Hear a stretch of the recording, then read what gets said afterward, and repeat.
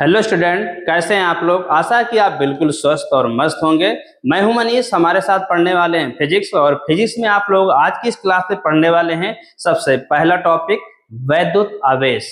और वैद्युत आवेश ही नहीं बल्कि इसके आगे सभी टॉपिक जो होते हैं फिजिक्स के मेन जो कि पेपर में बार बार पूछे जाते हैं, वो सभी चीजें आपको यहाँ से मिलने वाले हैं। जैसे कि वैद्युत आवेश क्या है, कूलाम का नियम, अच्छी स्थिर निरक्षीय स्थिर, वैद्युत विभव, वैद्युत क्षेत्र की तीव्रता, ये सभी चीजें आगे भी जितने चैप्टर हैं सभी चैप्टरों का मेन जो टॉपिक है पेपर में जो बार बार रिपीट होते हैं, वो सभी चीजें आप हमारे इस चैनल के माध्यम से सीखने वाले हैं। तो क्या है, और साथ में इतना ही नहीं, जिसमें सभी को दिक्कत होती है यानी न्यूमेरिकल न्यूमेरिकल के क्वेश्चन सभी स्टूडेंट को सॉल्व करने में बहुत दिक्कत होती है। तो वो क्या है, आपको बिल्कुल दिक्कत होगी नहीं। सिर्फ आपको क्या करना है, हमारे साथ जुड़े रहना है।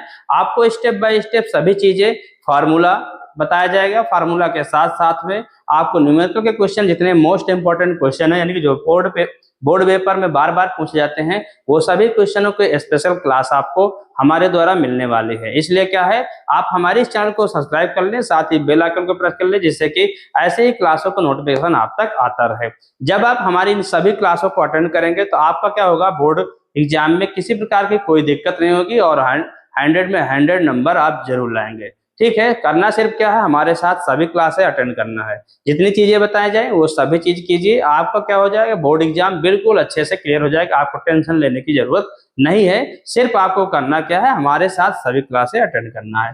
तो आइए आज की इस क्लास में हम पढ़ते हैं कि वैद्युत आवेश होता क्या है।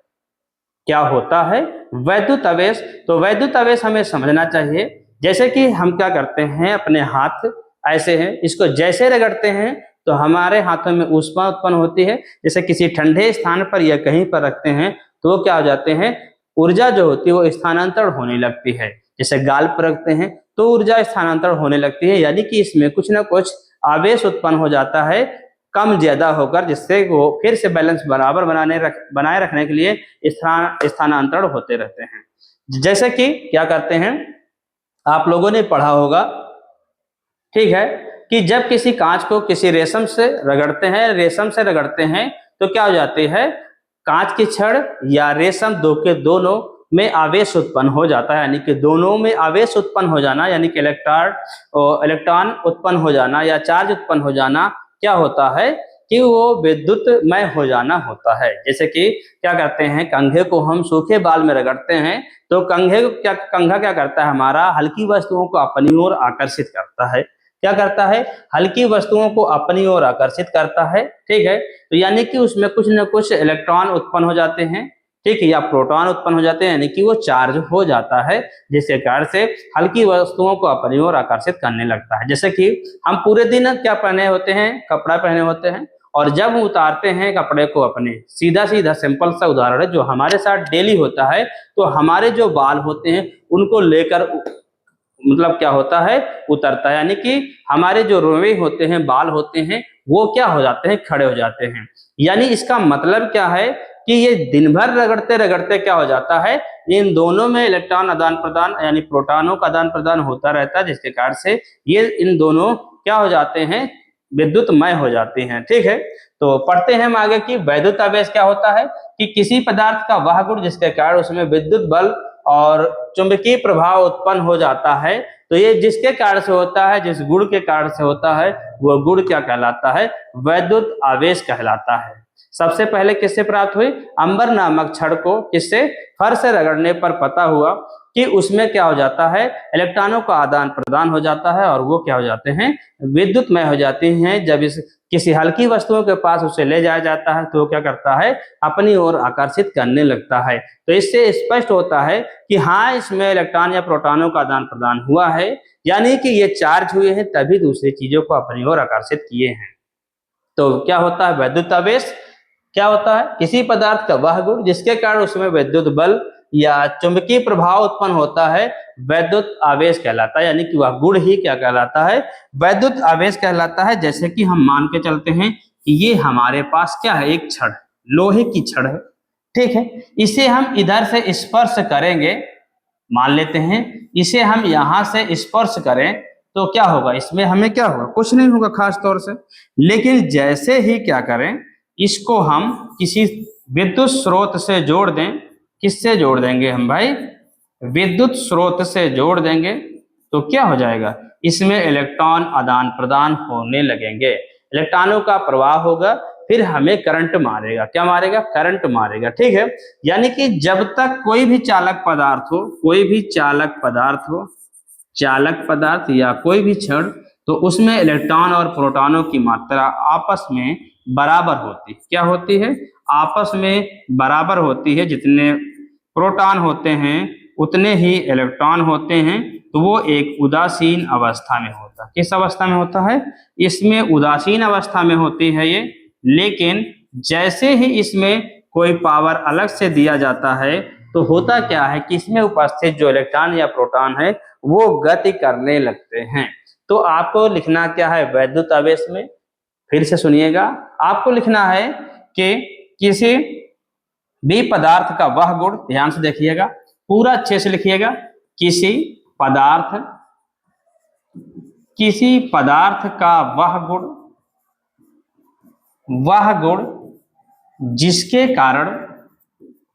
जिसके कारण उसमें विद्युत बल तथा चुंबकीय प्रभाव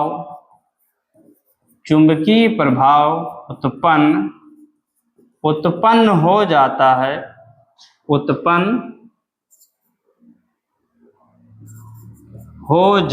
है, वह गुण ही वैद्युत आवेश कहलाता है। वैद्युत आवेश कहलाता है।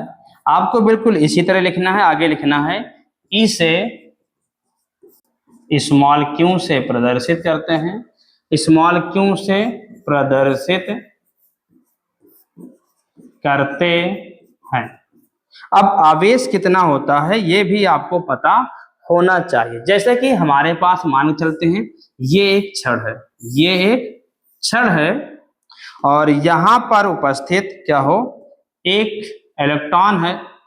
ठीक है, एक इलेक्ट्रॉन जाएगा तो हम एक कहेंगे, लेकिन इलेक्ट्रॉनों का समूह मिलकर जब इधर से उधर जाता है तो उसे हम कहते हैं कि आवेशों का प्रवाह होता है। जब आवेश एक स्थान से दूसरे स्थान पर जाते हैं तो क्या होता है, यानी कि उसमें धारा बहने लगती है।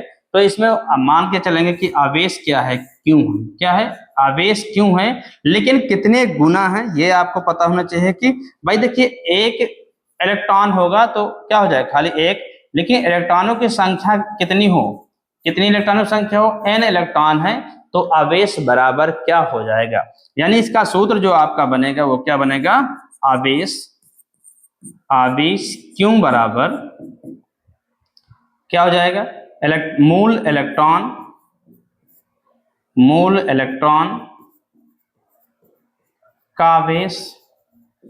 का आवेश जुड़े इलेक्ट्रॉनों की संख्या, क्या हो जाएगी, इलेक्ट्रॉनों की संख्या, मतलब कि उस चालक तार में या उस पदार्थ में जितने इलेक्ट्रॉन होंगे उसके गुणनफल के बराबर होगा। किसके, उसके गुणनफल के बराबर होगा। यानी मूल इलेक्ट्रॉन को हम किससे लिखते हैं, Q बराबर Na।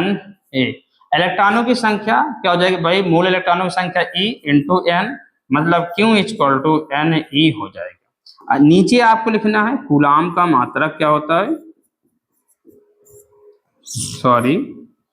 आवेश का मात्रक कूलाम होता है। क्या होता है, आवेश का मात्रक कूलाम होता है।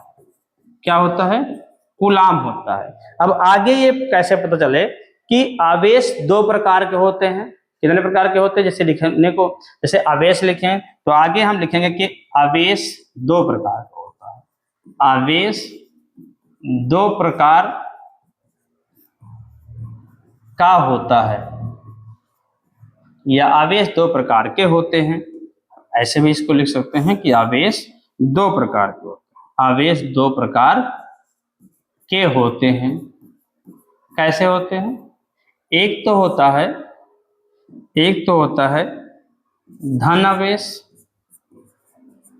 आवेश, दूसरा होता है ऋण आवेश।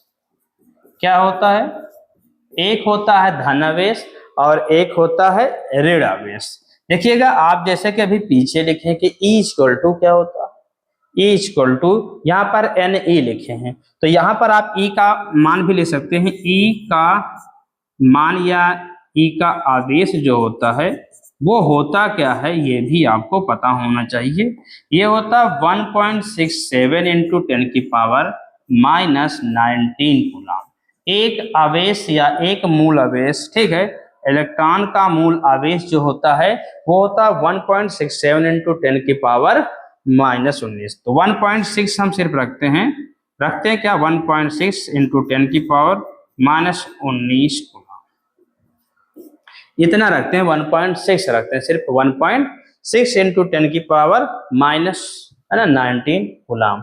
आवेश के दो प्रकार होते हैं, धन आवेश व ऋण आवेश। तो जो धन आवेश होता है वो क्या होता है, जो धन आवेश होता है वो होता है EP यानी प्रोटॉनों में आवेश, और इसका जो होता है मान होता है 1.6 और क्या हो जाता है, मतलब कि दोनों का मान उतना ही रखते हैं, प्लस में रखते हैं 19 कूलम।